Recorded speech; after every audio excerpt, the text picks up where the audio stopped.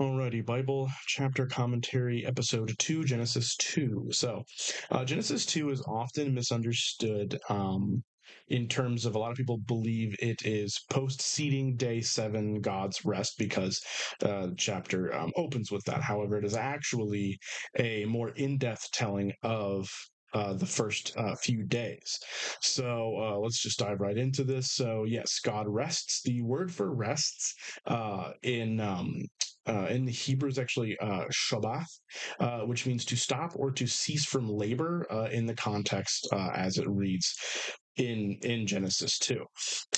So it wasn't as if he rested from some form of weariness or tiredness. He rested as a sentiment of enjoying his creation, simply looking upon it. We will actually come back to that at the end of the video. But interestingly enough, we see that God creates vegetation, however, doesn't technically plant it yet.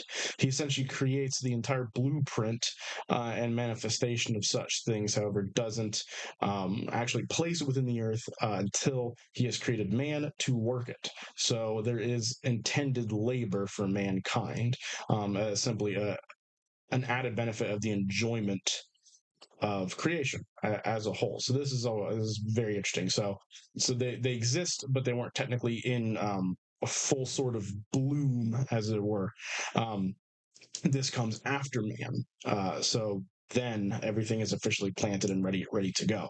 So it also specifies that rain had not occurred yet. So a mist would come up from the ground and essentially water the whole of the earth and then recede back into the ground, essentially through some form of dissipation, I would imagine. One can only imagine what that would look like. It does posit me an interesting question, though. Did clouds exist yet? One of the biggest formations and usages of clouds is essentially storing water. So it is very interesting. Think about, were there clouds when the first cloud appears, which we see later, a couple chapters later in Genesis. So it is a very interesting food for thought. Did clouds exist at this moment? So, fun little fact. So we see, though, in Genesis 2, the creation of Eden and the Garden of Eden. And the reason I use two different ways to say that as Eden, the Garden of Eden, is the Lord says he places a garden in Eden. Therefore, Eden is not actually the whole of the garden. I may have said that backwards. I apologize.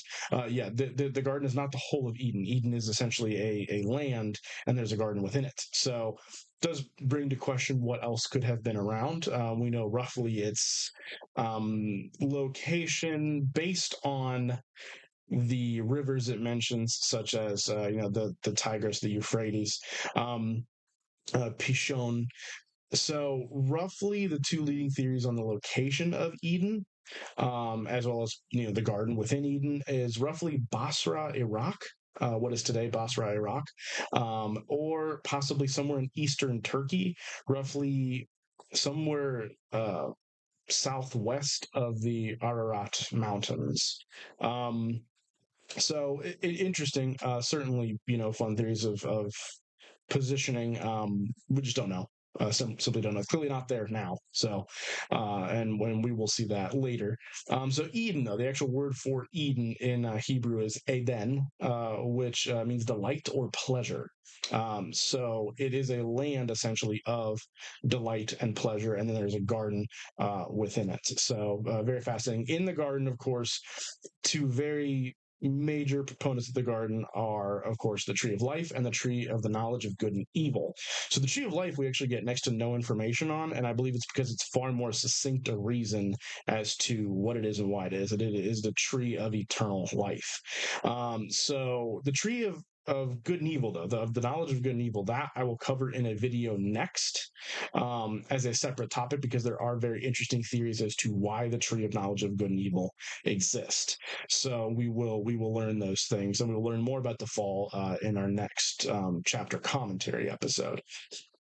So yes, like I said, I will do a separate video as to what the tree of the knowledge of good and evil may have been placed for.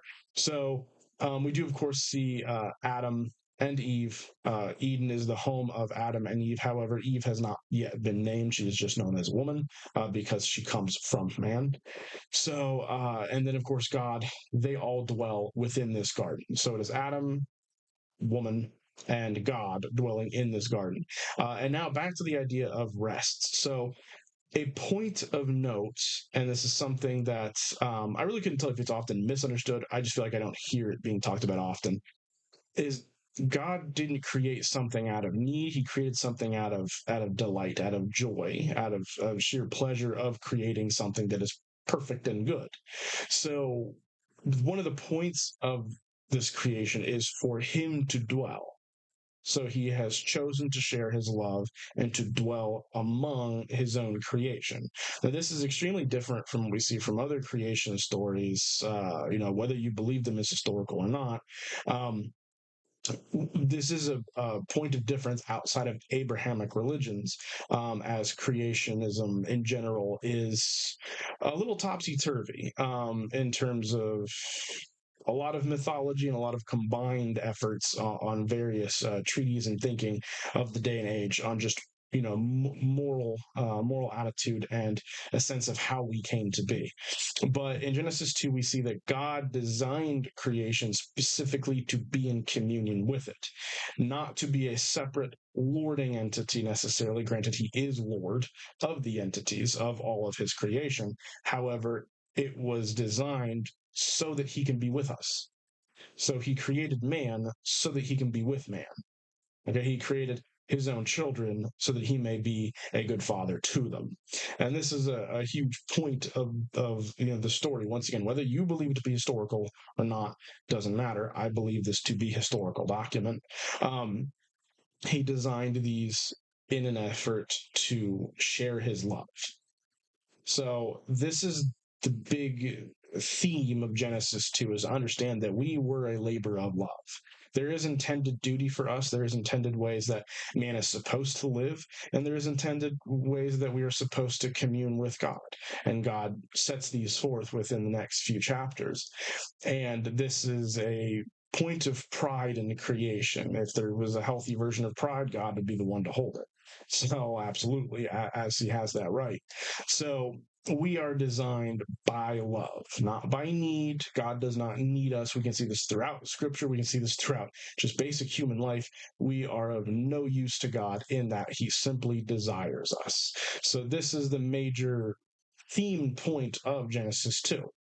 That we see God create things. He creates things in a very specific manner, orders them, gives them extreme complexity, and wants to commune with us. So this is should hopefully be a point of hope for you. So with that, let me make sure I didn't miss any of my notes. Good.